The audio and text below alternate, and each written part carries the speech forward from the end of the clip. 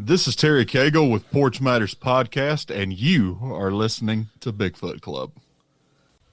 Hey guys, please go to our website at www.bigfootclubpodcast.com. Check out all our merch and all our old episodes. Also, please look for our social media on Twitter, Facebook, on Instagram at Bigfoot Club, the number 1. Also, check out Matt Knapp's Bigfoot Crossroads. He is on all platforms. If you have any paranormal or Bigfoot stories, please email us at bigfootclub1@gmail.com.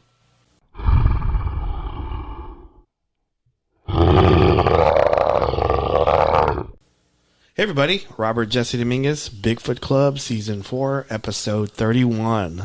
I'm here with... Me. No. Steven. Jeez, man, just accept it. It's me. No. Let me be me. No, Limer. Oh, no. So, hey, how was this weekend work? Week. Work was all right. Yeah, work, yeah. So, I did want to say happy Thanksgiving to everybody. Happy Thanksgiving to everybody, too. Hopefully, everybody that's listening to this is already working on their second or third plate. Yes. And digging in some dessert, you know? Yeah. You know, what's your favorite pie? What's your favorite kind of dessert? Right now? Yeah, for Thanksgiving. Like, what's your tamales. That's not a dessert. The way my grandma would make it, it would be. Okay, yeah, you're right about that. No, but if there's like a pie there, what kind of pie would you go? You know, I had a pie at work. Somebody made a cheesecake. What was it? A cheesecake. I'm going to have a brain fart here now. It was one of those. It was a cheesecake churro. It was so good. Oh my god! Yes. Wow. I got to get a recipe from that one. You need to get that person to make it and then bring it over here. Yeah, I know, right? That sounds delicious. It does. Oh, so, man. I am super excited today. Mm-hmm. Today we have Michael Sulphur. Welcome to the club. Thank you, sir. Hey, man, it's been a long, long time since we last talked. Uh-huh. It's been like what, like... What, 05? 12 years? No, Jesus. Was it, what year was it? I think it was 04, 05. No, I think it was about 10. Was it? Yeah, yeah. I was still in high school, but I think. Yeah, no, you were. No, because it wasn't 2010 because we already I already graduated and we already moved to Tulsa. So I think it was actually probably like 06. Okay. 06 or 07 because you were still in high school, right? Yeah, I was like junior or sophomore.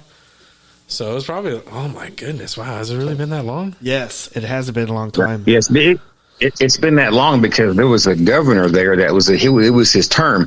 He's the only one that's ever let anybody on the property. Wow. Oh. It was during his term, and he reigned from about, I want to say about 2008 to about 2011. Okay. He was the governor there. That's how I know what time it was. So, Mike, let's tell all the listeners how you and I met, because I met you through Todd Partain. Do you remember Todd Partain? Yes, sir. I do remember Todd Partain. He did a documentary called Eyes in the Dark. Eyes in the Dark, and it was at the time it was like the top grossing documentary on Amazon, and then that was like 06, 05, but. I think he messaged me and he said that there was, and I know I've talked about this on a previous podcast. There was a Bigfoot that went behind a casino and drank out of a grease pit, right? And yeah, and you were I think Todd had a contact with you, and then Mike asked me to ask us to go along with him because I don't think he's ever been like in the field researching before. And so I want to go from there. What do you remember with all that stuff that went on? So I just want what I remember is that they had approached me, and we're part of the Cheyenne Arapaho tribes. They had approached me and asked me if they could come on the property and do some research because they had heard about a video. Mm-hmm. He said, yeah, that's okay, So I did. I went and asked the tribal leaders at the time. If it was okay if me and a crew come on the property and do some researching, and he approved it. Surprisingly, you guys are probably the only guys that's ever been on the property. Yeah. That's Surprisingly, you guys are probably the only guys that's ever been out there. But we went out there and done some research. Do you remember all the hair we found? Yeah, I do. I do also like recall that they wouldn't let us look at the video. So Oh no. Yeah, the video they do have a video down there at the tribes, and it shows actually a Bigfoot coming up to the casino, and it is recorded. And he comes up to the casino. He walks from the back down toward the river, coming up to the casino, and you actually can see him walk up to a light. There's a light in the back of the casino, which is about 14 foot tall. The light is about 14 foot tall, and his head is about 2 foot from that. Wow! Oh my gosh! So, yeah, his head is about 2 foot from that light. So he walked up to the casino, and then he was looking around. And by this time, security had already surveillance had already alerted security that there was something in the back, and they needed to go check it out. But before they had got there, he was looking around, and back then it was a newer casino then, and they had 55-gallon drums of grease that they had used from their what is it, that little deli or something, little cafe or something. Yeah, a little cafe, and then they had vats of 55-gallon grease drums were full of grease, and he smelled. One of the witnesses that told me this said that he swayed from side to side while he was under that light, and he looked at that grease 55-gallon drum, flicked the lid off, and he told me it was 3/4 full. He said he picked that thing up and took a drink out of it, and was drinking out of it. Wow. And he was drinking out of that grease, 55-gallon barrel. And about the time he said you could see lights shining on him, and security was going down here. And you can see the lights shining on him, and he drops the grease and then takes off back to where he come from. Wow. That is... I think this is the first time we're hearing a full description of what happened on the video. That's the full description of what happened on the video. Oh wow! And Thank you, Mike. I got that from the first one of the people that actually, one of the witnesses that actually seen that had told me they had seen it, and he worked there the next morning. When he got there was a big it was a big discussion. A lot of activity and excitement was going on because they had caught it on they had recorded it. And he was actually one of the first people there showing up for work when all this was going on. And he said, "Yeah, I seen the video." He said they do have a video of it, and that he said he counted 144 steps from when it come walking up to the casino to when it ran back. He said it came the same way in. It went back out the same way it came back in. On the video, did it show it was a male or female? Did it have? It didn't say. You can't really see the male or female or male, but judging by the size of it, given how they are around here, it's going to probably be a male. Yeah. It was like 2 feet below the 14 foot. Yeah, and actually the light is still there to this day. Wow. And what kind of got me on that story is that it's swaying side to side. Yeah, it's swaying side to side. He was smelling. He said this is what the witness told me. He said he smelled it. He was smelling. He was swayed from side to side and was smelling. And he looked at the 55-gallon drum, and it had a lid on it. He said he flicked that lid off, picked it up, and drank out of it. So he was drinking like it was like a Dr. Pepper or something. Yeah. I mean, it's grease. Just full grease from those old, when you cooking the French fries and tater tots, and it was that grease. Wow. This just sounds it just sounds gross. He's got to have he's got to have his fats, man. I was thinking this, what is there a human on this planet that can pick up a 55-gallon drum full of grease? Nope. Not full, but 3/4 full. I know I couldn't do it. Even if at the best shape of my life, I probably couldn't pick up a 55-gallon drum 3/4 full of grease. No, that's I mean, how much weight is that? That's a lot of weight. It is, and I don't think a normal human could pick that up and take a drink out of it. Did the witness say that he said that it was struggling to pick it up, or it picked it up with ease? No, he just said he just picked it up with no problem. He had ease. Oh my gosh! and just start drinking out of it. He said he had his whole arms around it and had his lips on the side and was just drinking out of it, slowly drinking out of it. Jeez. Wow. And I don't think not to my knowledge, there's not a man on this planet that can lift something like that. That is a lot of weight. That is. I mean, you're talking at least 400 or 500 pounds. Yeah, easily. Easily. Mike, I did know I wanted to see that video so bad. Do you remember the reason why they didn't let us see it? Do you remember? They don't want nobody to know about it. Like non-Native Americans, right? Nope. They just it's theirs. It belongs to them. They have a right to not let nobody see it. I mean, if they want you to see it, if they'll let you to see it, then they'll let you to see it. But for the most part, they just hush about it. Everybody knows about it, but what do you call it? To publicly disclose it, they'll never do it. Yeah, because remember I was talking to you earlier in the week, and I had mentioned to you that David Wilbanks claims that he saw the video. Yeah. And so he's a Bigfoot researcher out of Oklahoma. Mm-hmm. So you got to think. There may come a time where they do allow or release it, publicly. But if you know somebody that works there or can get you in there, then maybe that might be a different case. But for the most part, the overall general administrative opinion is probably they're not going to release it at all. And right. For them, it's more of a burden than tend to just be left alone. I want to say this before, because I didn't say this in the beginning. Tell the listeners your nationality and your reasoning on how you got us in there so easily. Well, I was born in Oklahoma. I was born I'm half Muskogee Creek and I'm half Cheyenne Arapaho, and my mom is full-blooded Cheyenne, and we're born from Oklahoma, and she's enrolled with the Cheyenne Arapaho tribe. I used to be enrolled with them, but I disenrolled myself, but I'm still, half Cheyenne, but my family all works out there, and I just got access to the tribal administration at the time, and I asked them for permission, and it was just granted just that one time. Mm-hmm.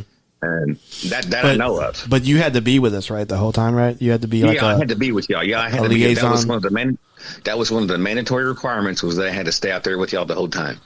So, do you recall that? Because Todd and I were talking. I know we were talking to you. I said, "Man, we drove all the way up here, man. I don't want to leave right now." I go, "Can we at least go into town and talk to people?"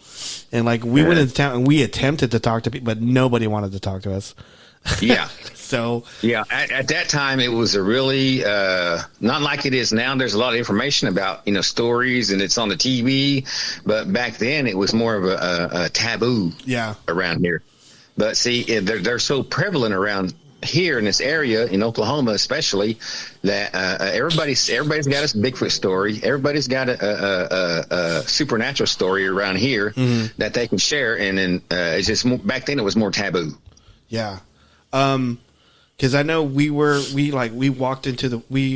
town and we went over to the woods, and I think we were approached by Native Affairs officer.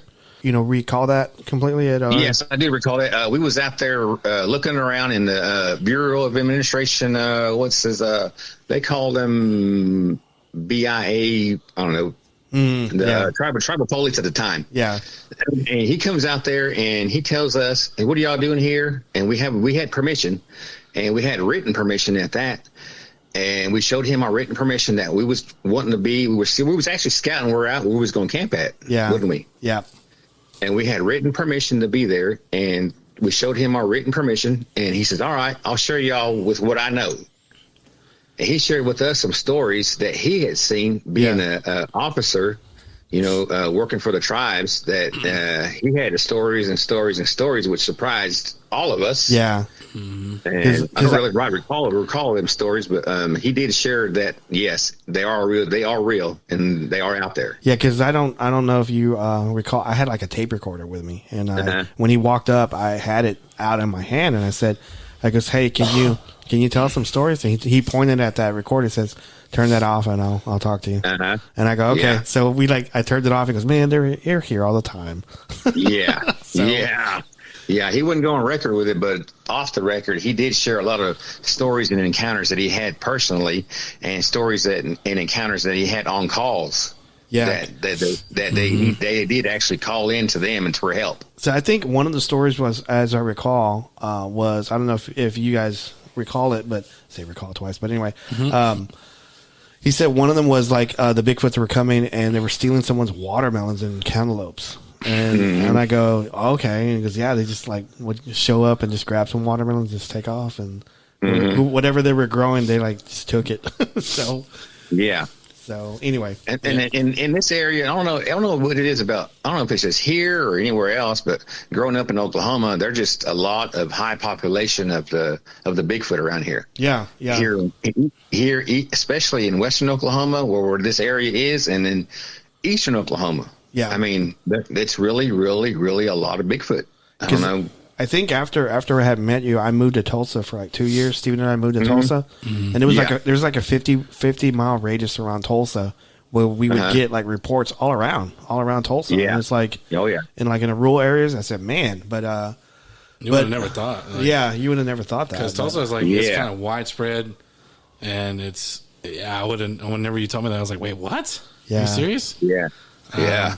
Especially in Uchi, Oklahoma, where I thought I pronounced it as Yucca, and the guy I was talking to when I was working at Dish Network was just like, "Yeah, you're not from around here, are you?" I go, "No, I'm not." He goes, "Yeah, it's not Uca, or it's not Yucca, it's Uchi." Uchi, yeah. And I was like, "Oh, Uchi. I was like, oh, okay, I'm sorry." Yeah, Mike, there's just a high number of population of Bigfoot around here. I mean, you wouldn't think Oklahoma, but yeah, there is. You know, we got different kinds of terrains in all parts of the state. All four corners have different types of terrains. Yeah. So, Yeah, when I was with the TBRC back in the early 2000s, we would get more reports from Oklahoma than we actually did from Texas. Yeah. And I don't doubt that at all. So I mean, there's for some reason there's just that whole land is just strange, and it's just strange here. It's just the way it is, and and we say that I can talk about that, and that's just the way people grow up with that around here, and that's just how it is. It's just part of nature, and. I know we were talking like earlier in the week. You had a story that you were telling me about, and I wanted to see if you wanted to go back and talk about that story a little bit. Which one was that? Was the one about you went fishing and? It was just here recently. How long ago? I want to say October. Okay. Well, I guess it was last month. This past October. Went down to I'm into Bigfoot. I like Bigfoot, and I know where they hang out at. I know. I go out into the woods, and I fish, and I like to explore nature. And I just know where little places are in Oklahoma, those little nooks and crannies, that are hidden for spots, public accessible. And one of my favorite spots that I got down to is down around Okemah, Oklahoma. And there's a spot down there where the bridge is at, crosses the river, and they call it the Deep Fork Bottoms. It's really an old growth area.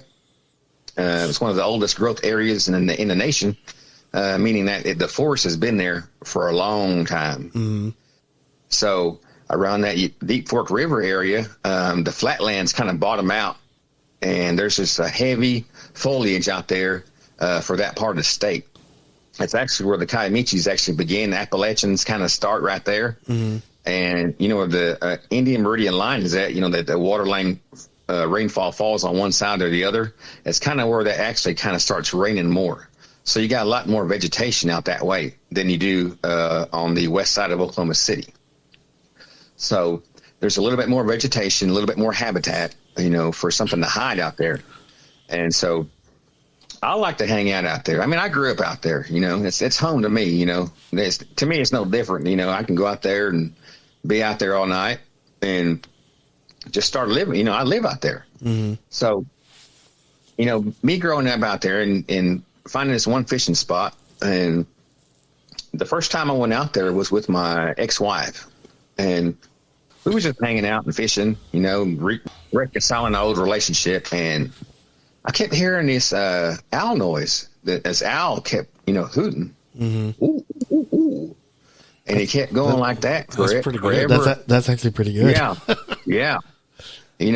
And you can hear it, right? I mean, it was right, like maybe 7 or 8 feet, right where we was at. Mm-hmm. And it's so dark out there, you can't really see. And we was under a bridge that crosses the river. And then to access it, you either going to park up on the road that the bridge is on, or you can kind of drive down into the area if it's not muddy or wet, kind of down by the river, by the bridge. And it kind of descends down into an area. And it's all wooded. There, I mean, there's woods everywhere. So we get there. We drive down to the river. We drive actually by the bridge at that time. We get our fishing gear out. It's probably 7 or 8 when we get set up on a summer, summer evening. So the sun goes down kind of late. Mm. And in the summertime in Oklahoma, the sun sets about sometimes around 9 o'clock, and it's still kind of seeing the day about 9:30 sometimes. But we was there, it was late, and had a fire going, and we was, fishing. And I just kept having a weird feeling, and I just happened to look up, and on the other side of the river, on the other side of the bridge, was a Bigfoot walking toward us.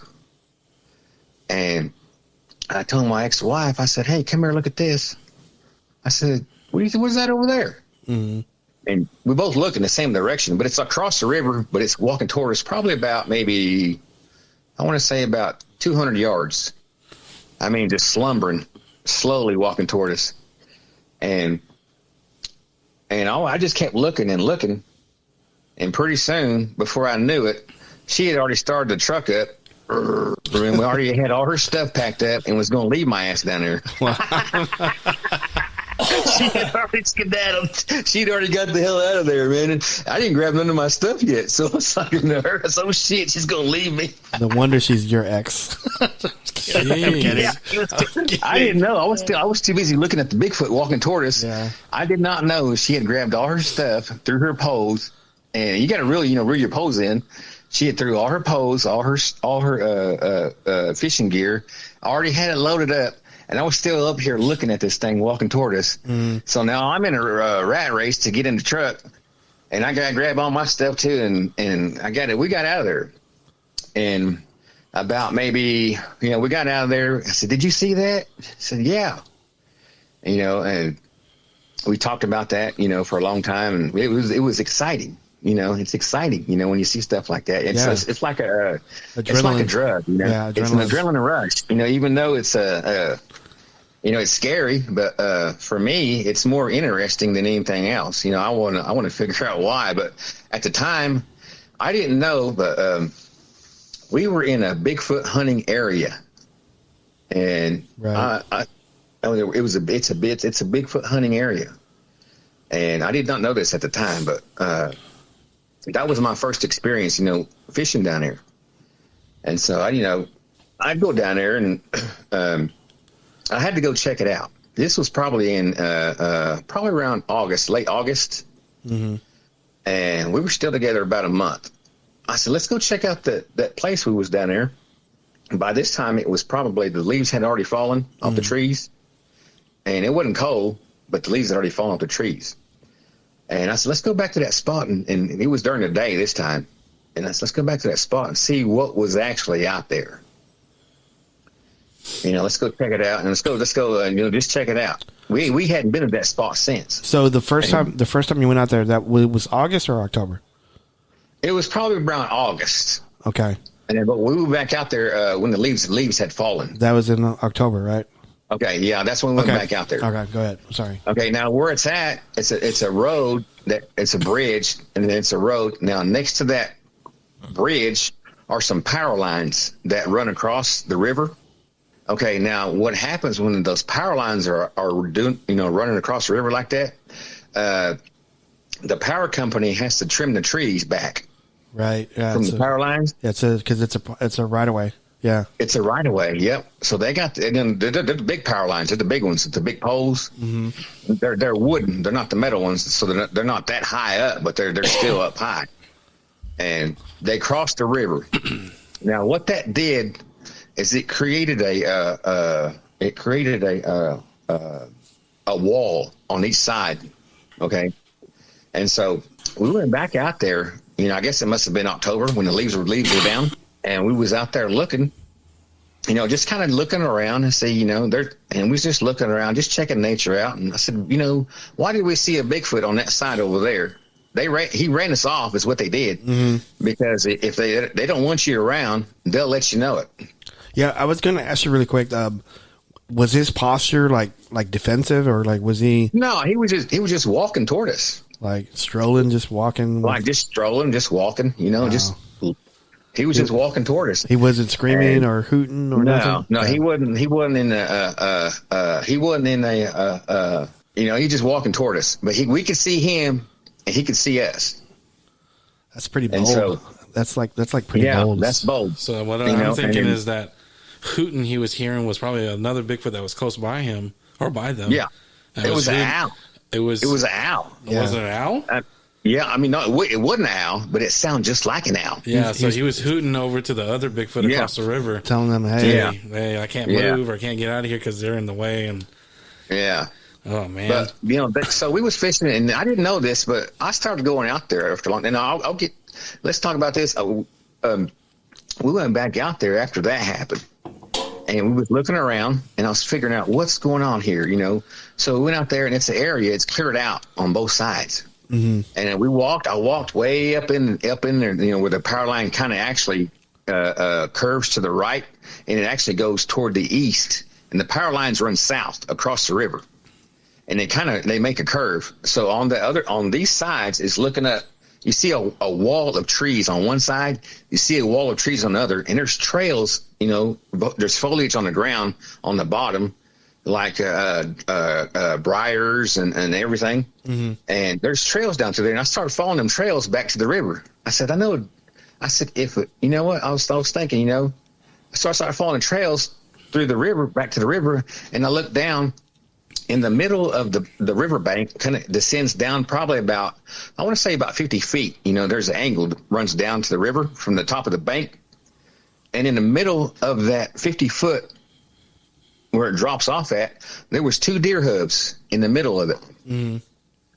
And I was thinking, okay, there's a deer that jumps from the top of this bank to the middle of this, in the middle of the bank. There's only one place it's going. It's going in the river. And I was thinking, you know what? It was running for its life, because no deer is going to just, if you see a deer, it'll cross the river. It'll kind of walk down to it, step in it, and kind of swim across. Yeah. But it was just one set of hoof prints in the middle of the bank. So the deer actually jumped from the top of the bank on its back legs and pushed off into the river. So that's meaning it was like moving fast, right? It was running fast, and it was just one set of prints, just the 2 hind, just the 2 back legs, and that means it was running for its life, right? And so I went back up to the bank. I said, so the deer was running for its life, jumped off the bank, and jumped into the river. And I looked behind me, and I looked, and I said, you know what? There's a wall on this side, and there's a wall on that side. I said, if an animal, especially Bigfoot, was to set up on one side of this side, set up on the other, now if a deer comes in through there, the trap is sprung. Yeah, they cornered it, right? They cornered it. They cornered it. I said, man, you know what? These are some intelligent, smart creatures. If they hunt like that, then I said, you know what? These guys have a system. Mm-hmm. And I could not believe how intelligent that setup is right there. And like you and your ex were in their grounds, and they wanted you out of there. In their grounds, and you know what? They was trying to run us off. I said at night is when a deer kind of run through there. Now, how they did it, I figured it out. Is if they get one to run up through that power lines where it's cut, they could actually have one or two sitting on each side. If one comes in there, one jumps down, and can say, "Rawr," and then scare it to the other side. It's running down the middle. They got one behind it. And so it's running to the river, makes a run for its life, jumps into the river. There's one on the other side that's going to get it. Yeah. I said, you know how smart that is? I said, that's pretty damn smart. That's pretty damn awesome. That's how they're hunting here. That's pretty awesome, though. I said, that's a good way to get, to have a meal, to catch something out in the wild. I said, they got it made here. Yeah. And so that's what I figured out that day. And I'd go sit out there, after that we left, and me and the ex-wife didn't get along. So we split up again. But she always tell me, if you ever want to go Bigfooting, let me know. And that area, she said, yeah, they're there. She said, you're one of the only ones that know where they're at. Yeah. And I was like, that was interesting, but I love the area, and I used to go back there. I'd go back there all the time. Yeah. Just to go hang out with them and interact with them. I was going to ask you, how tall do you think that one that was walking up on you? How tall do you think it was? He was probably about 12 foot tall. Wow. He was a good size one. He says that so nonchalant. I know. He's probably like 12 about foot. 12 foot tall. He was a good size one. I mean, but that one there, I think he might have been not from the area. And he was actually seen probably about, I want to say, a week later, about maybe 60 miles down the road. He was, because we have ceremonial stuff, and he was actually seen in the field. And the same thing with the tribal police actually had seen him in a field 60 miles down the road a week later. Wow. Was he watching? Was he watching the ceremonies? He was just passing through, I think. Okay. I think he was just passing through, but I don't think he was from the area. That's just my personal opinion, because, I think he was just passing through, but he was going the same way, the same direction. But there's a lot of them down there. There is a lot of them down there. I mean, I went back out there, and this was in 2000 and I want to say 2012. And I started going back out there ever since. And the more I started going out there, the more I started just listening, just sitting there, and you could hear them. And they're there. And I was sitting there during the day one time, just sitting there, and I was there about maybe an hour. And along that power line, that little structure, I was up on the road. I don't go into their hunting area. I stay on the road and interacting with them on the road. Yeah, I would too. Now, I don't go into the woods, into their woods. I don't go into their woods. I just stay on the road. Yeah. Or I go to the little fishing area, if that. And I was there one time just on the road, just sitting. I let my tailgate down. I was just, just sitting around, just looking, waiting. And a juvenile Bigfoot, probably about 4.5 foot tall, but no more than 4'11", gets up behind the log, starts walking away. I was like, okay, yeah. You think do you think he was hanging out there for a while, just watching you? Yeah, I think he was hanging out there, and then because of his immaturity, he got impatient and just took off. That's a good way of saying, yeah. Because of his immaturity, he's got to move around. It was just a juvenile one though, and so after that, man, I didn't. I was like, wow, they're really here. They're really here. It's funny that you say that, because like my good friend Matt Knapp, he does Bigfoot Crossroads, and he actually had a Bigfoot sighting. Well, he claimed he didn't know it was a Bigfoot sighting at the time. I forgot where he was at, but he was walking down this creek bed, and he saw a log, and it was like an old log that's been there for a while, and it looked like it was like a brown rug like next to it, and he looked at it. He says, "Oh, someone left the rug here," and he just walked off. Like he went like 50 yards, and he met up with another colleague. They walked back to that same log, and that rug was no longer there. Yeah, I waited it out. I was just like, I like to go out and hang out with them. Yeah, it makes me feel good. It makes me. If I have trouble in my life, and something that's troubling me, personally, and I go out there, and it makes me feel better. It takes my anxiety or whatever is problems of the day for me, it makes me feel better to interact with them. And to me, it makes me feel better, sometimes. Yeah. And that's why I used to go to, get things off my mind, just clear my mind out. And I was just sitting there waiting. And it was probably around, I would say, about 2 in the afternoon.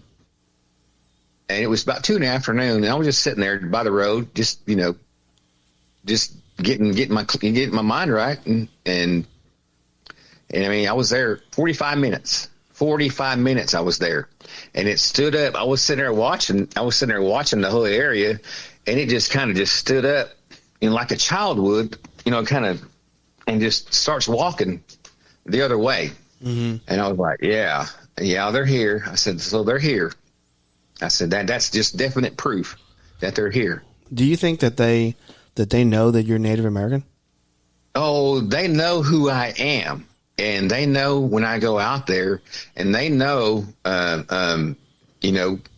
been going out there for years. Mm-hmm. And I don't actually can tell you this. I'm not friends with them, and they dang sure will let me know if I'm not wanted there. Yeah. They'll dang sure let me know if I'm not wanted there. But it's more of a you can actually make friends with them. And I used to go out there and just sit in the evens and just kind of get some small sticks and kind of tap them together, and they'll interact with you on that back. Yeah. There's one side of the road where they hunt, and on the other side of the road, there's a bunch of woods, and it goes back toward the north.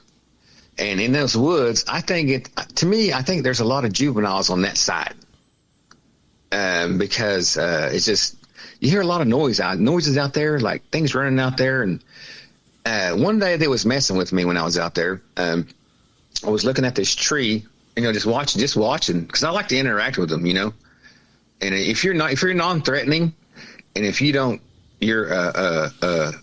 not up there to harm anything, or they can feel it, they know.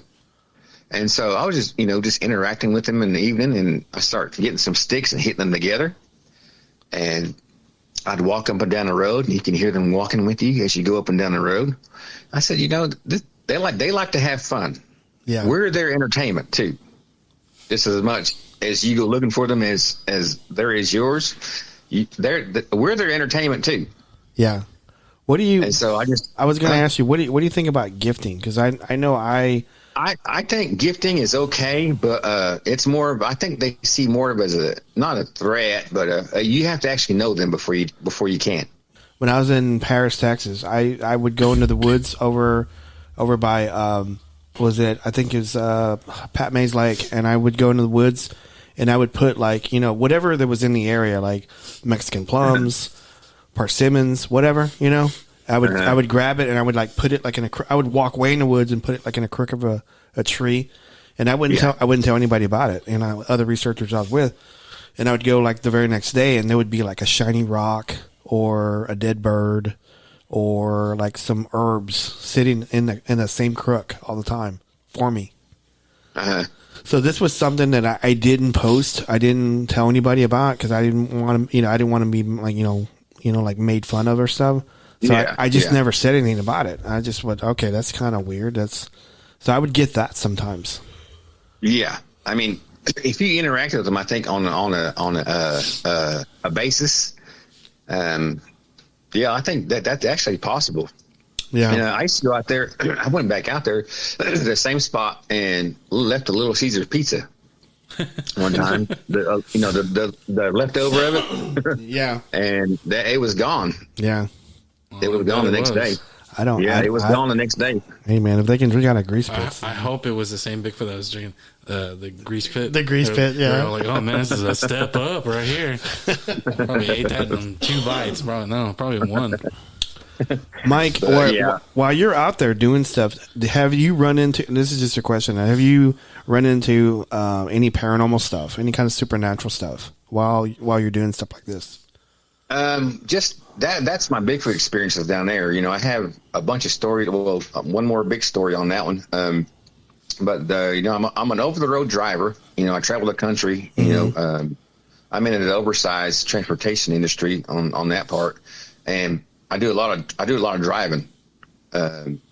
I mean, I've been, there's nowhere in the 48 states, there's nowhere I haven't been to.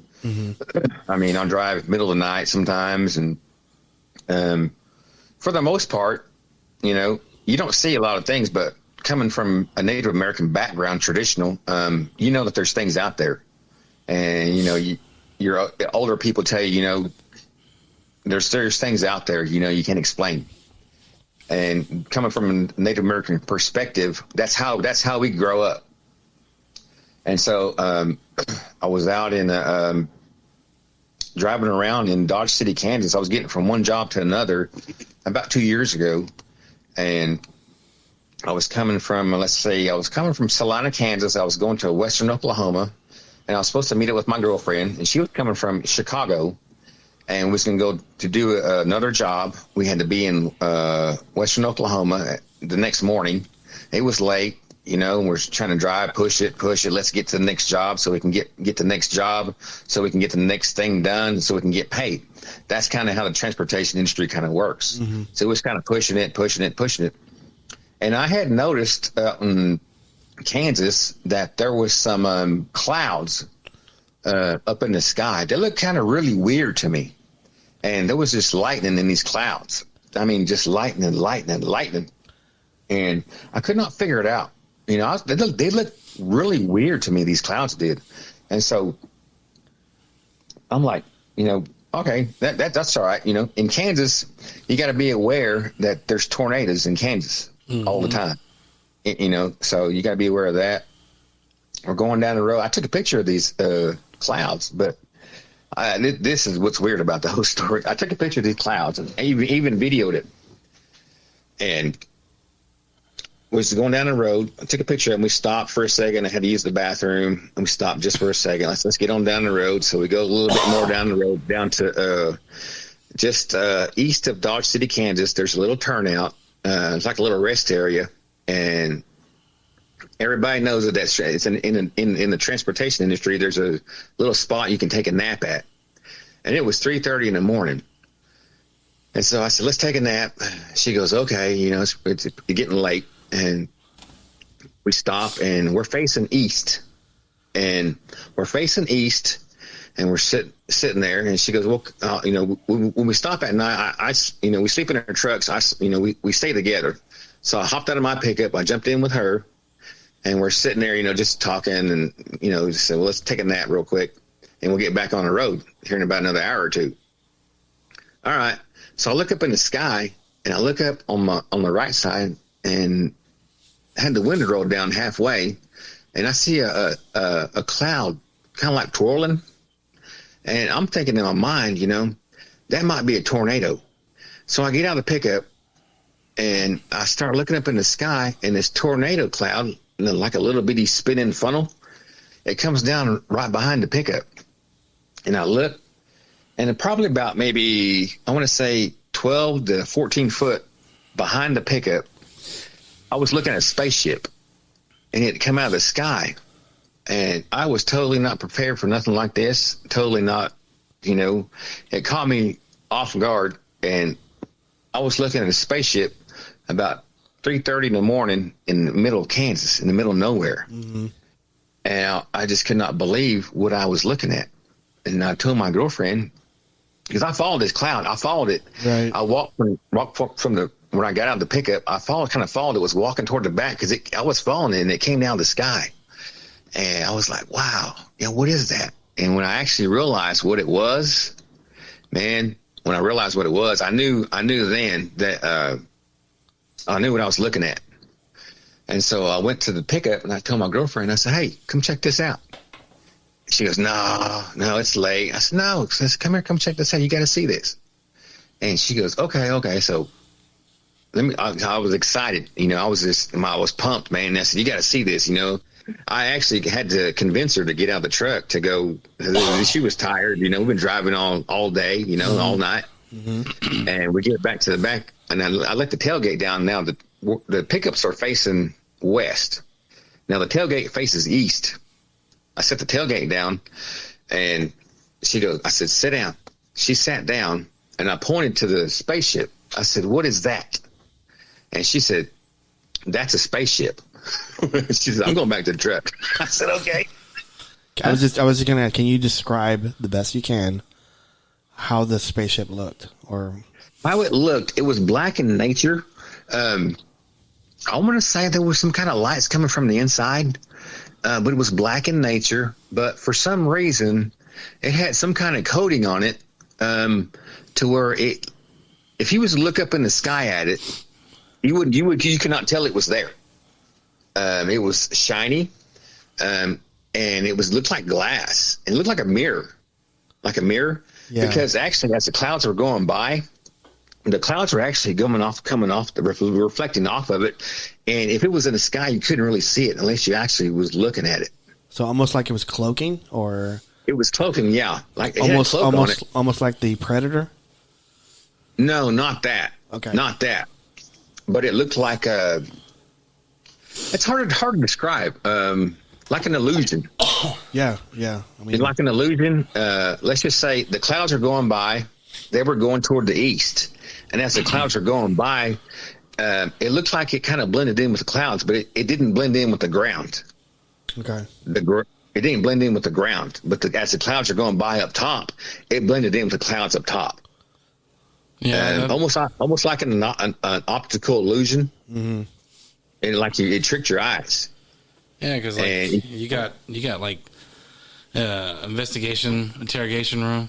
Interrogation room has like that mirror. Yeah, it looked like that. Yeah, and then but on the other side you could see in. So it makes I've never thought of it like it being so like simplistic like that, because when you think of aliens and the technology and stuff, obviously it's there. They probably have like a cloaking device or invisibility thing or something like that, but it's something that's so simple as just a mirror that way, because it's all an open sky, so it can reflect off of that. And the only time you could not see it. I mean, the only reason why that I had seen it the first time was I looked up in the sky and it was spinning like it was like it almost it was weird, because like you would push the gas and it would go for a little bit and it would stop, and it push the gas and it would go for a little bit and it would stop. Mm-hmm. And I don't know if it was baiting me to come out to pick up or not. I think it might have did. It might have baited me to get on the pickup and actually come out and interact with it. But it really got my attention, and he got my attention. And after she had went to the pickup, I was sitting there looking at it, and I was just amazed by what I was looking at, because it was right in front of me, and it was probably, like I said, 12 to 14 foot, no more than that, in front of me. You could see like there was something sitting inside of it, and I was trying to get a good look, trying to focus, and a voice come inside of my head and said, "Nobody's going to believe you. Nobody's going to believe you." Yeah. And the voice was inside of my head, and it surprised me, because it's not one of my thoughts. It's not. I did not have no thought like that at all. And it said inside my head, "Nobody's going to believe you." He said, "Especially you." And then he said, and I was just sitting there looking. I was amazed, and I was literally in shock when it telepathically got in my mind. Right. I was in shock. I was literally in shock. And it said, "What are you going to do about it?" He said, "What are you going to do about it?" He said, and he kept saying, "Nobody's going to believe you."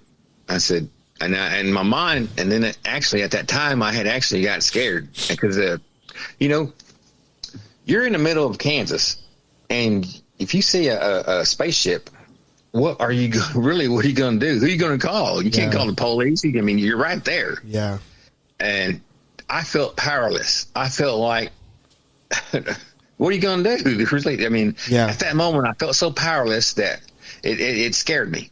It scared me. I'm not going to lie. It scared me. So I went back to the pickup, got in, and I said, "Hey," tell my girlfriend, I was in the passenger seat and she was in the driver's seat, and I had my pickup parked in front of hers. We were facing west, and I said, "That thing's out there." She goes, what do you want to do? I said, let's get the hell out of here. And she goes, all right. I said, all right. So I said, all right. I was like, my adrenaline rush was going, man. I was like hyped up.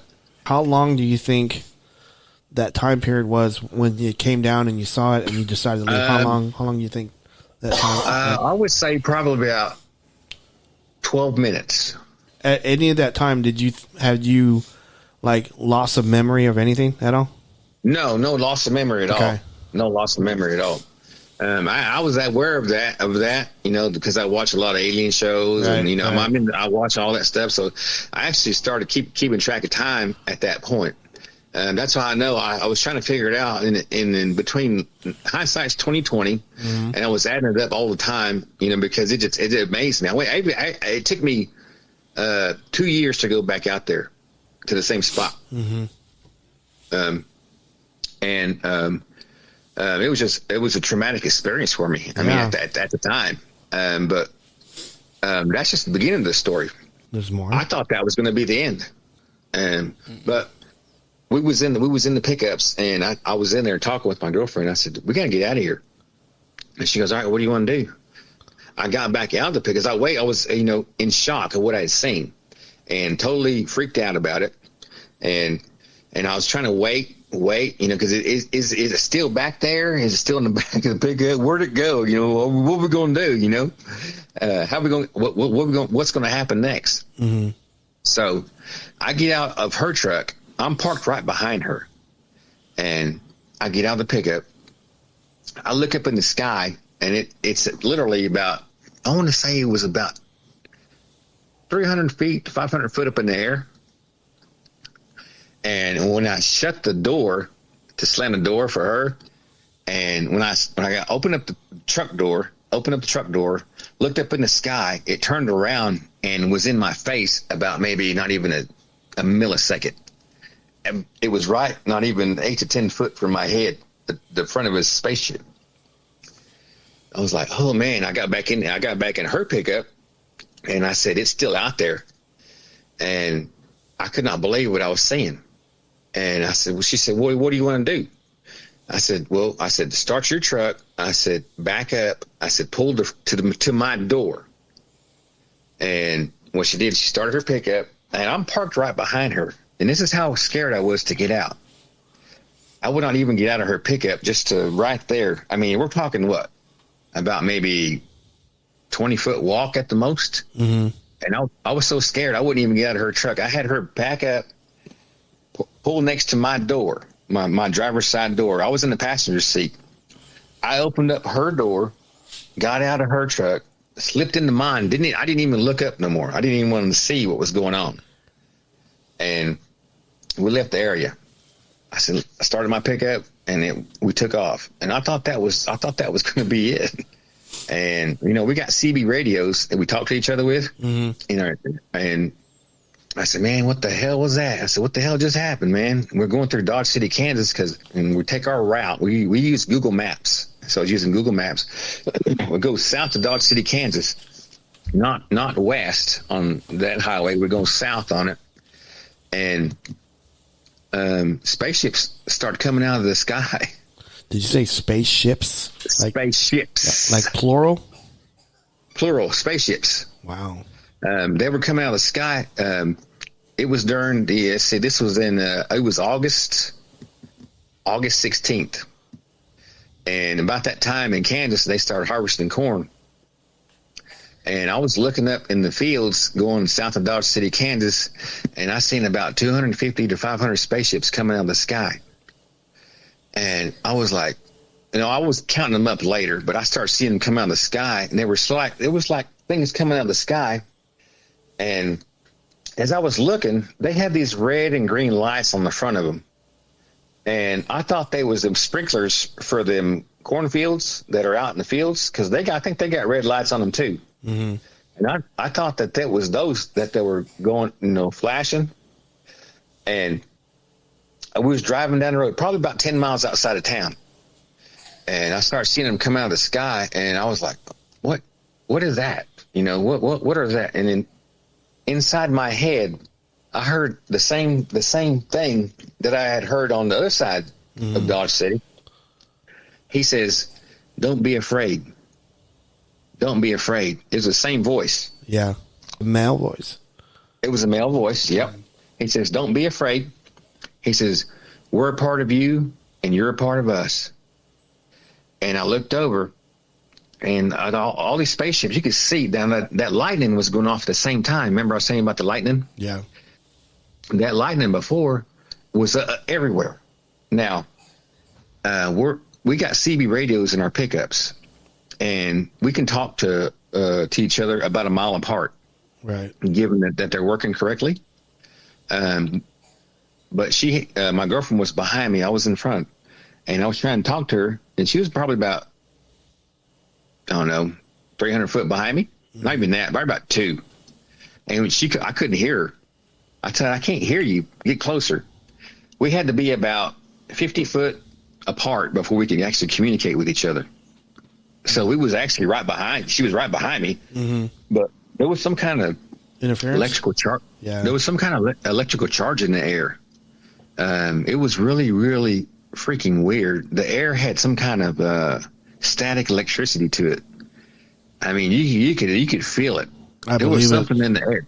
Yeah, I totally believe that. And as I was looking at these spaceships, the lightning was going off in the sky, but there was no rain. There was not one drop of rain.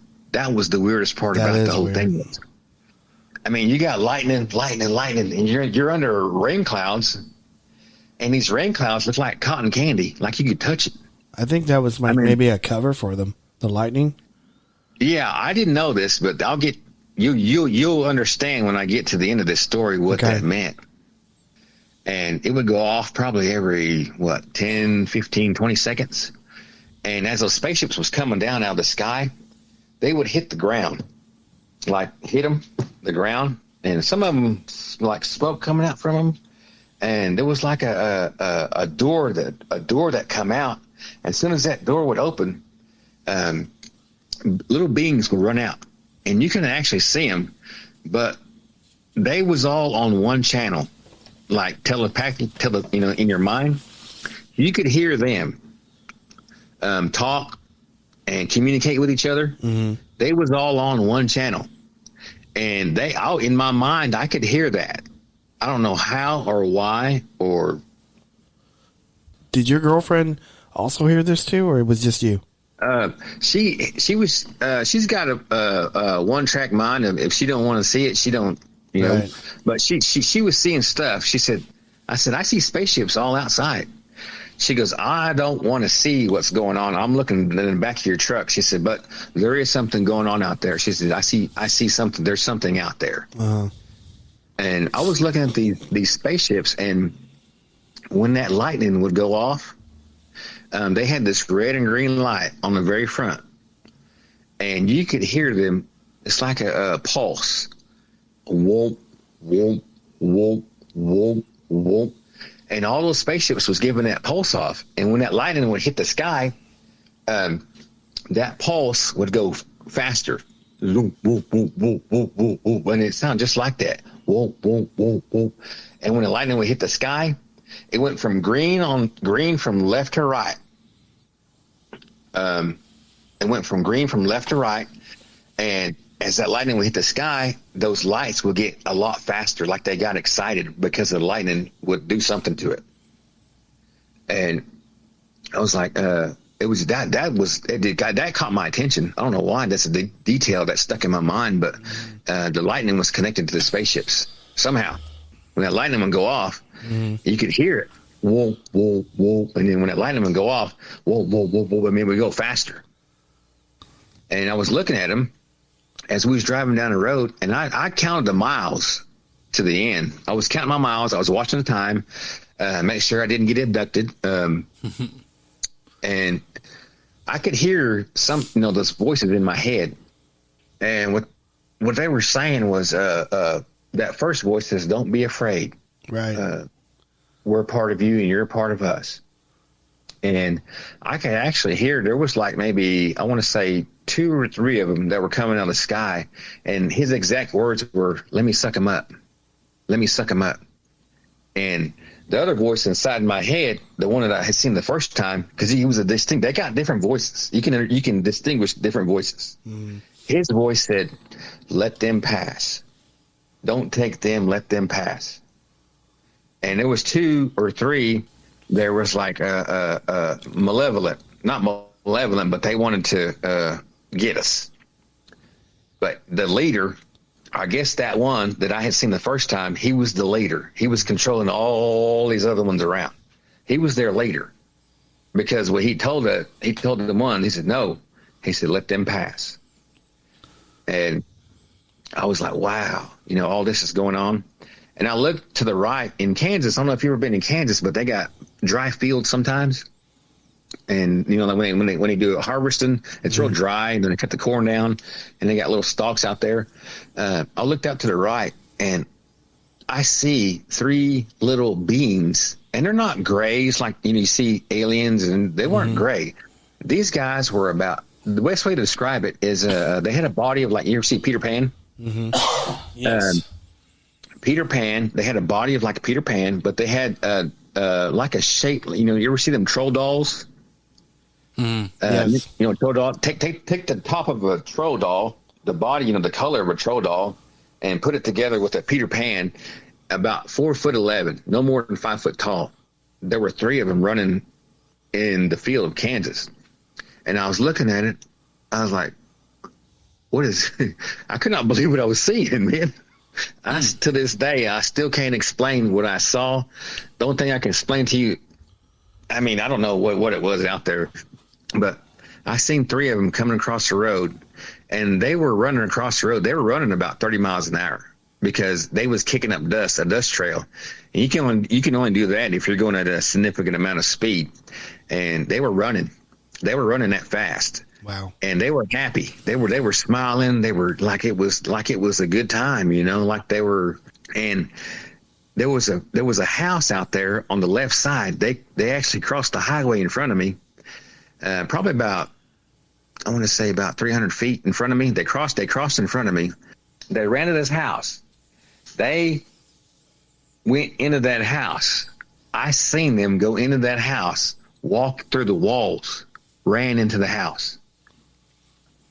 I was like, wow. Was there any other cars on the road whenever this was going on? There was cars out there, but 1 or 2. I didn't see no other vehicle. I was following a semi.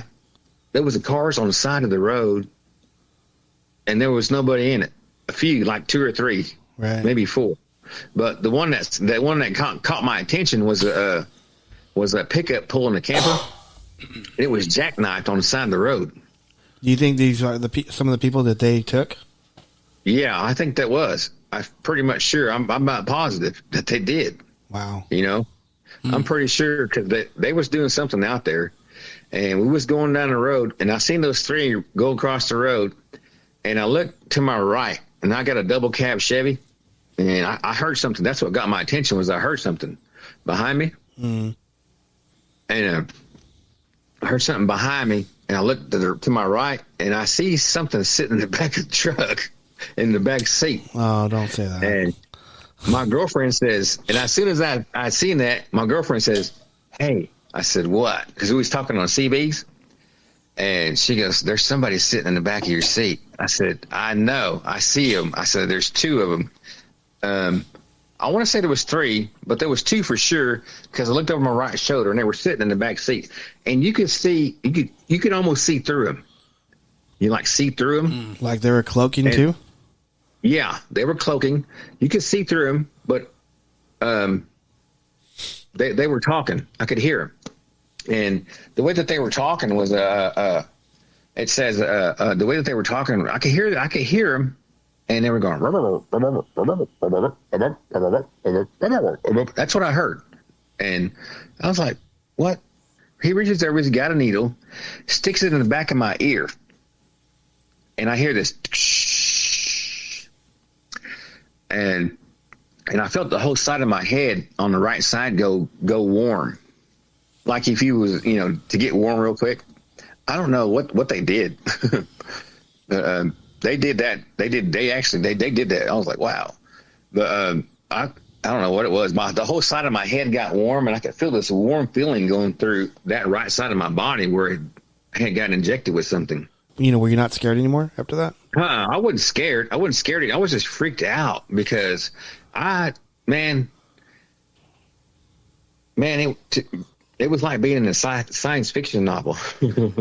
It was like being in a movie or something. So what happened after they stuck the back of your ear? Not even right after that. I looked back and they were gone.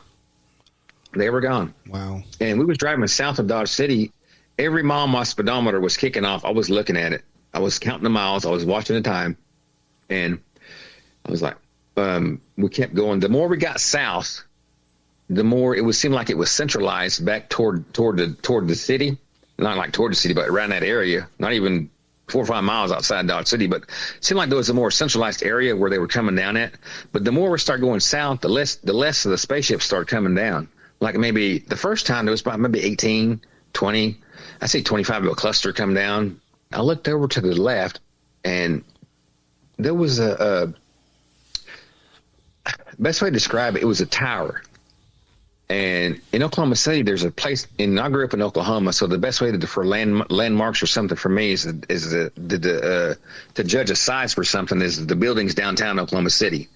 There's a building down there called the Devon Tower, and I looked over to the left. In my mind, I was thinking, "What the fuck is that?"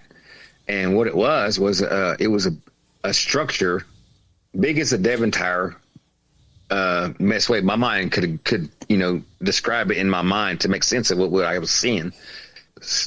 Gold looking, and it had hieroglyphic writing coming down one side of it, and I'm pretty sure on the other side it did too. But strangely, there was lights coming from the ground, and it was highlighting this bulb. I don't know where the lights come from. You couldn't see nothing coming from the ground. It was just lights. It was just a light coming from the ground. It illuminated that tower structure. It illuminated the whole tower structure. Wow. I could not tell where those lights were coming from, but the whole tower was illuminated, and at the top of that bulb, the lightning was shooting off from that bulb. It's almost like it was like a center point for everything. And then when we got to the end of that structure, there was no more spaceships past that structure. Wow. Only between that structure, when that structure was shooting off lightning, coming back, towards you. Mm-hmm. And from what I gather, they were telling me, because telepathically they communicate. And once you get on their channel, you know everything about them. You know everything, who they are, where they, not where they come from, but you have a good sense of what you're dealing with. Mm-hmm. Man, it was just like, it was unreal. But once they got past that structure, there was no more spaceships after that. I counted it up every mile, 37 miles. It was exactly 37 miles. Wow. And once we got past that structure, there was no more spaceships. There was no activity after that. Once we got past that structure, there was no activity at all. And I kept telling her, I said, what just happened? What in the world just happened? Did you report this to MUFON or anything? No. I was so freaking. No. I would just tell you, this is the very first time that we actually had a UFO, report on this show. Mm-hmm. Yeah. And this was pretty elaborate. Yes. So, oh man. Did you have any dreams after this? I didn't have no dreams. I was so paranoid. I was so freaked out about what went on. I didn't go back I was so scared to go through Kansas after that for 2 years. I didn't go back there for 2 years because it was so freaked out. I was literally afraid of the dark after that. So if you got a job in that area, you go, no, I'm not taking that. No, I went there 2 years later, and I looked, and I used to avoid the area for 2 years, and I was scared of what happened. I didn't want to experience that ever again. But is that structure still there? Huh? Is that structure still there with the it was just I think it belonged to them. It had to belong to them. It had to belong to them because telepathically they told me, you're a part of us and we're a part of you. What that means, I don't know. I think it's to relax you. So they can take you. I think they had part of a hand in our DNA. I think they had a hand in our DNA, because he would not said that. To me that makes sense. And they had the same. They were golden. They had golden skin color. Their bodies are really lithe, L-I-T-H-E, lithe. Mm-hmm. No fat on them at all. They had it almost looked like leather covering the middle part, and that's the only thing they had on. Just those ones that I saw running across the road. I don't know about the ones that was in the truck or the one that was in that spaceship, but the ones I seen running across the road had long pointy ears, about 4'11", no more than 5 foot tall. And they had like a golden hair, and it kind of went into you ever seen that Thundercats? Yes. Thundercat? Yeah. That hair Lino had? Yeah. That's what they had. It looked like that. Did they have eyes? Golden. Did they have eyes and mouth or anything like that? Regular eyes and mouth. Feet, they were barefooted. Wow. They were, oh no, I didn't see it, but they had something on their feet. They were moving fast. They were moving fast, so.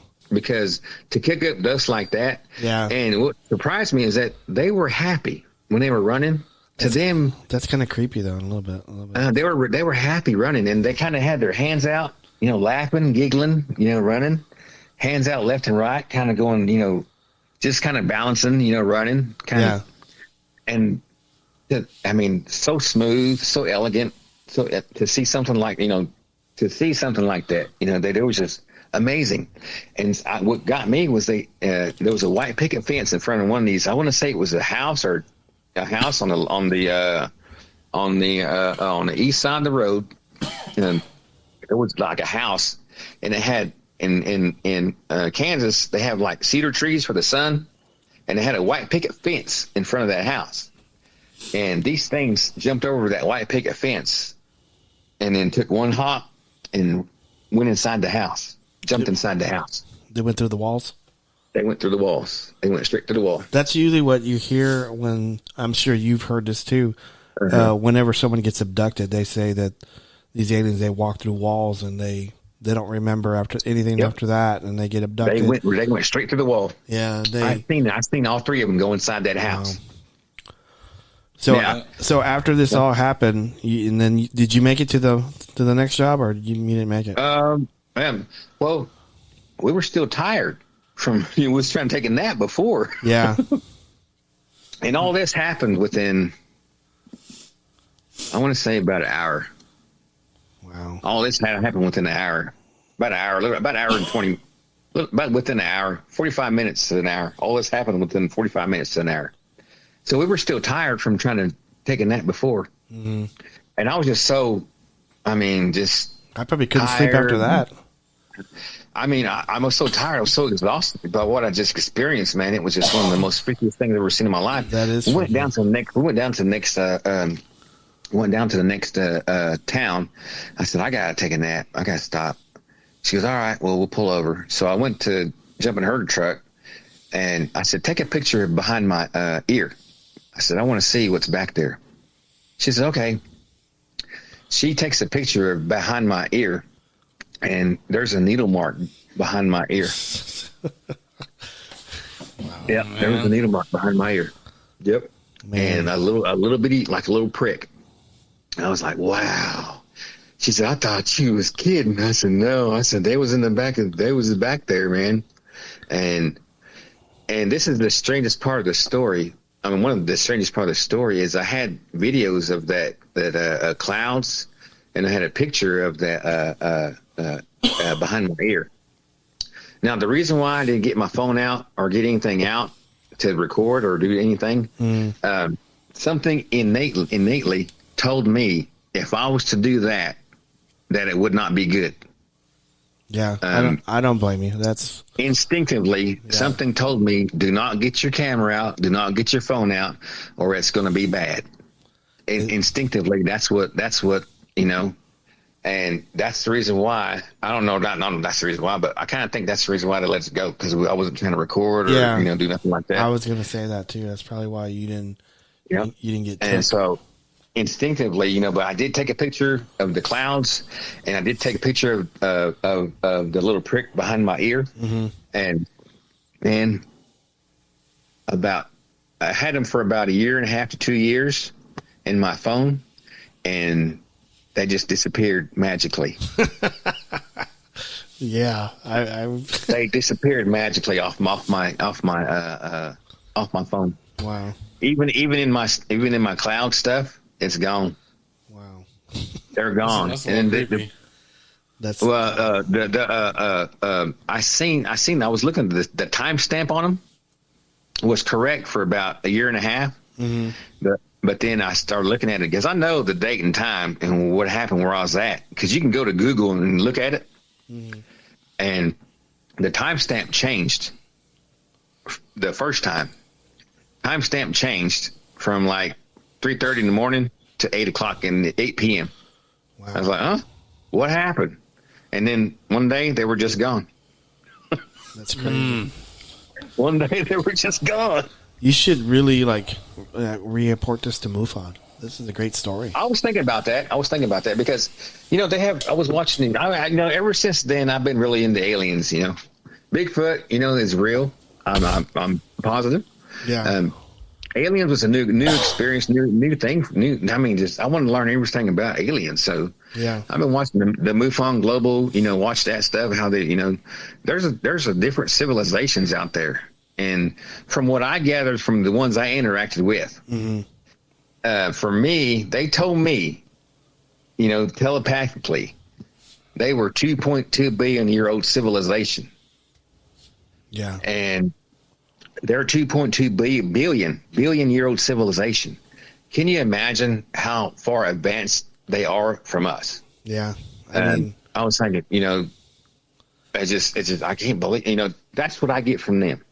They probably don't even have to travel through space. Probably just open up a portal and just go through it and come back whenever they want to. Yeah. I always wanted to know why they was out there in Kansas though that night. It was during, the harvest corn time, but were they out there for food? Were they out there for energy? Were they out there just to fuck with people, or were they out there just to have a good time? I think when you said that there was a bunch of cars that were jackknife and people missing, I think they probably took some people. And they decided. I'm pretty sure they did. They decided not to take you because you didn't videotape them. I wouldn't record them. I wasn't trying. Something told me don't do that, and I told my girlfriend. I said, "Don't get your phone out." I said, "Whatever you do, don't get your phone out." She goes, "Yeah." I said, "Okay." I said, "Don't." I was on. They had me on the same wavelength as they was. They're like that.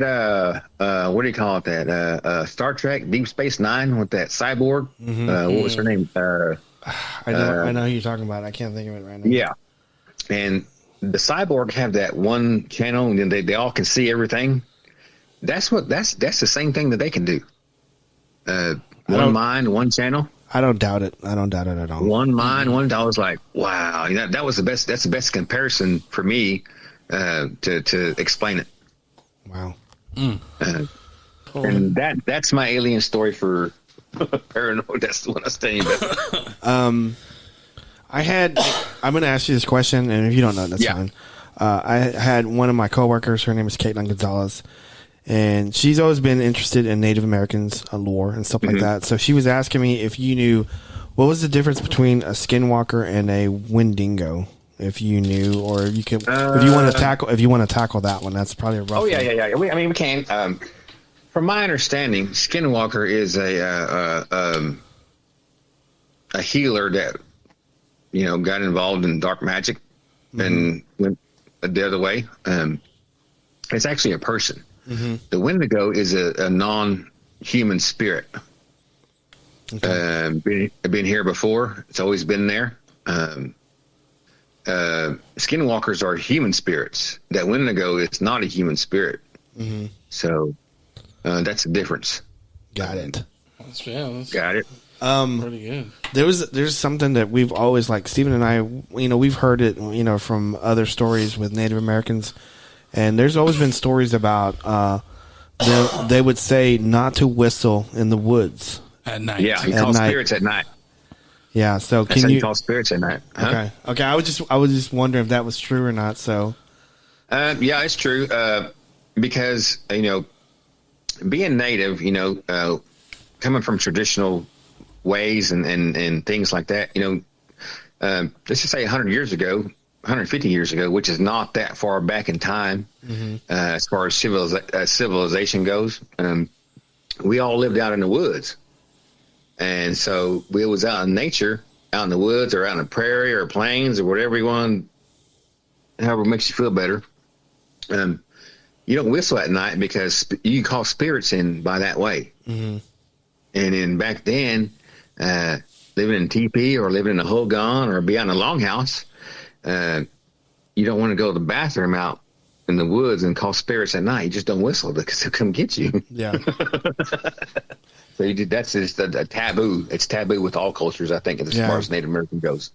Yeah, because I remember it calls spirits. Yeah, because I remember it.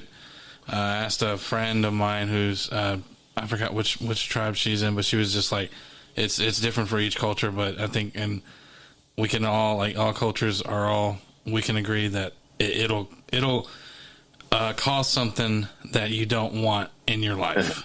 Yeah. Because it'll get to you like that if you whistle, and they were told not to do it, and we're very superstitious on it. Like, do not do it. Do not. Yeah.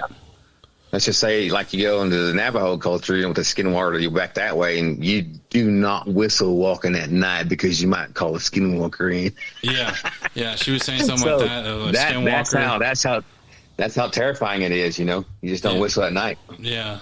I was listening to a buddy of mine. His name is Felipe Mendoza, and he's married to I want to say Apache lady, or she's from Apache ground. And so he was at their reservation in New Mexico probably like a month ago, and he was talking to his sister-in-law, and his sister-in-law was telling a story about how she thought she saw a horse in her backyard, and this horse like stood up and walked off in two legs. And she said the horse had green eyes, and then it like looked back at her to see if it was watching her, and then it just walked off. And as it got up closer to this hill, then it went back on force and then took off. Wow. And then she was telling another story about she called it a bunny boy. Like it was like half bunny, half boy, and she saw it in the back of her. I think her mother-in-law's house, and so I go, man, I've never heard stories like that before. But it was on like the reservation. I forgot which one it was, but it was just like some strange stories I've never heard of before. So yeah, in my travels, man, I was out in Colorado about 2 years ago. And I thought it was a wolf, man. I thought not a wolf, man, but I thought it was a wolf. I was crossing the road, and I told my cousin he was behind me. Was traveling in transportation, and he was in the pickup behind me. I'm in the front, and something crosses the road. I say, "Hey, watch out! There's a coyote." So he hits his brights, and you know how a dog will run under. And in Colorado, there's fences, barbed wire fences. And we was out in the middle of nowhere in Colorado. I mean, 30, 40 miles either way, there's nothing out there. So I was looking, and he flicks his brights, and I look in my rearview mirror, and this thing, I don't want to say it's a thing, but you know how a dog will go under a fence and go under it? Well, I thought it was a dog or a coyote, but it crossed the road, and it was about maybe my first reaction is coyote. But as the more I thought about it, it was about maybe 4.5 foot tall, crossing the road, and it was a wolf. It was a wolf. And as it hit the fence, it didn't crawl. It didn't go under the fence like a dog would. It crawled under the fence like a man would. Like he put his head under the wire, and then a hand went out, and the hand went out, and it was going under the fence like a person would. And when he hit his brights, it was doing that. And I looked, and it turned to the right, and I seen a big old snout on it. I said, I seen big old teeth on it. I said, in my mind, I was thinking, damn, what is that? And my cousin behind us gets on a CB and says, that's not a coyote. I said, and I told him, we drove right by, it was like a split second. No, not even split second. I mean, it just happened just real fast. And I told him, I said, I bet you lock your doors tonight, won't you? It was a real monster out there. Would you think it was like, because I hear stories about dogmen. I don't know if you hear. Yeah, I'm pretty sure that's what it was. And I was talking with tribal people about this. I said, what do y'all think about that werewolf, that thing they call dogman? And one of the elders had said, we heard they were coming from the sky. There wasn't that many of them so long ago, but there's more of them now. And they had told us that they were coming from the sky. I don't know what that means, or take that for, I don't know, grain of knowledge or grain of salt. I don't know. I don't know if you know. I can't think of her name right now, but she was an author. She did The Beast of Bray Road. I want to say is Linda Mouton or something. I probably got it wrong, but anyway, she's written a couple books, and I think her theory on the Dogman is that she's looked up like all like sighting reports and stuff, and it's always near Native American mounds. Yeah. Or an area that used to be Native American that had, harvest, or they grew food or something. And so she had always thought that these dogmen were not like flesh and blood, but they were spiritual, and they would show up and they would protect these areas. They would like just whatever person was there and not doing good stuff, and they would show up and then like drive them away. Because there's hardly ever evidence of like dogman's paws or anything like that. Yeah. So I don't know. I just wanted to see what your thoughts on that was. I don't know. Like I said, on my part, I've been werewolves. Was hear about werewolves growing up and stuff like that. And I asked them. I was asking a lot of the older people. What do you think about them? Dogmen. And one lady says, "We heard they were coming from the sky." So, that's a new. Okay. That's a new one. That's pretty cool though. Because there's more dogman stories now than there was. I don't know, Red Riding Hood or something. I don't know. Yeah, there's a lot popping up in Texas that I've never had anybody bring me like a dogman story, but I've heard. I've gone to conferences and I've heard people talk about them. I said, okay, yeah. So, I really appreciate you coming on. This is some good stories. I wasn't anticipating that alien story, but that's actually a really good. That's actually our first story. So I'm really happy. I've been trying. I tell people my alien story, and I don't know how to explain it other than to tell you just what I saw. Right. Mm-hmm. I don't know the meaning behind it. I don't know why. I don't know. I can just tell you what I saw, and the best way I can explain to you is the words that I told you. Yeah.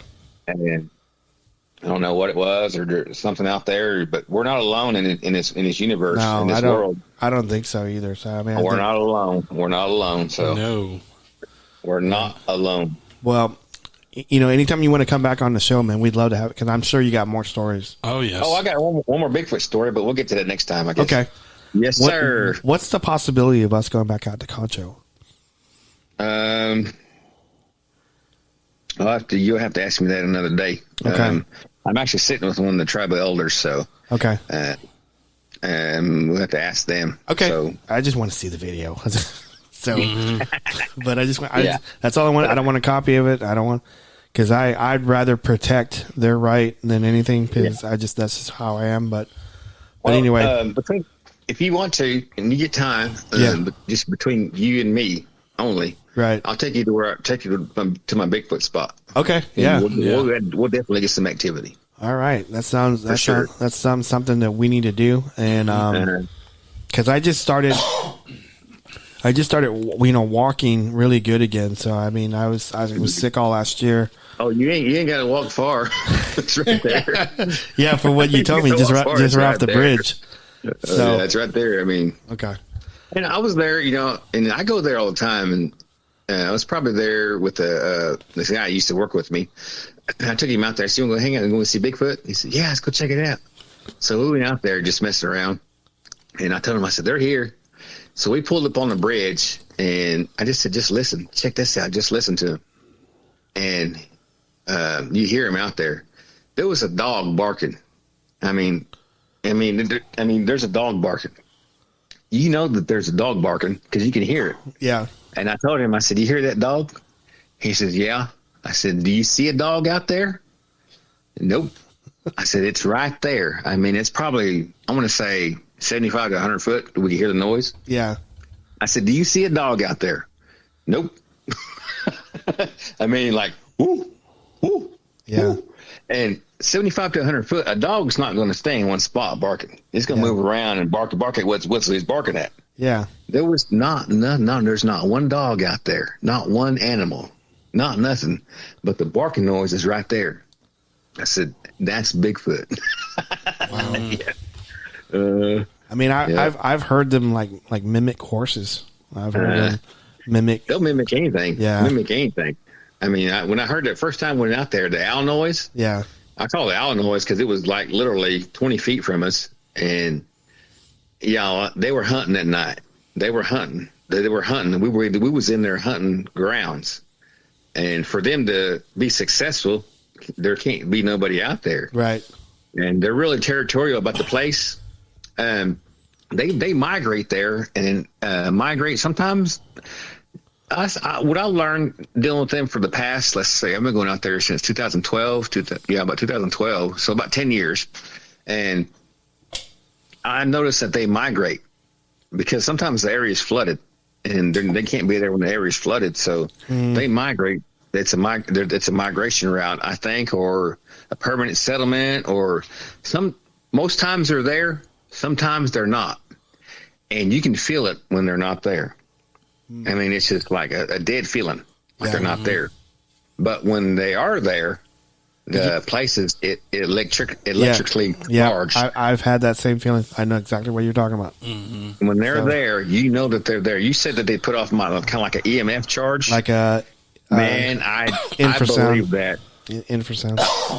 I believe that totally. I totally believe that. Because when we were in the town and we talked to that Native Affairs officer and he left. I don't know if you recall, we were just sitting in the woods and then I got out and I did like a couple tree knocks.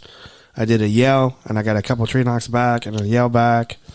And then I think you and Todd wanted to leave, so we ended up leaving. So, but that time when I was doing that, I was feeling that like that same feeling that you're talking about. Mm-hmm. So, damn, and then. Number one, I wanted to thank you for coming on. I really, really appreciate it. Cause I know I did it at the last minute and I appreciate you. And, maybe we could set up something up, for Concho whenever, the things are right or things are lined up right. I'll ask her. I'll hint around about it, but, yeah, it's so in the news and stuff, man. And I get it. I get it. I won't get my feelings hurt. I won't. I just don't expect too much, but I'll try. I'll try. So I appreciate you, man. You have a good night and a happy Thanksgiving. You too. Now I'll take you back to that spot if you want to go, but just gotta be me and you though. Okay. All right. All right. All right.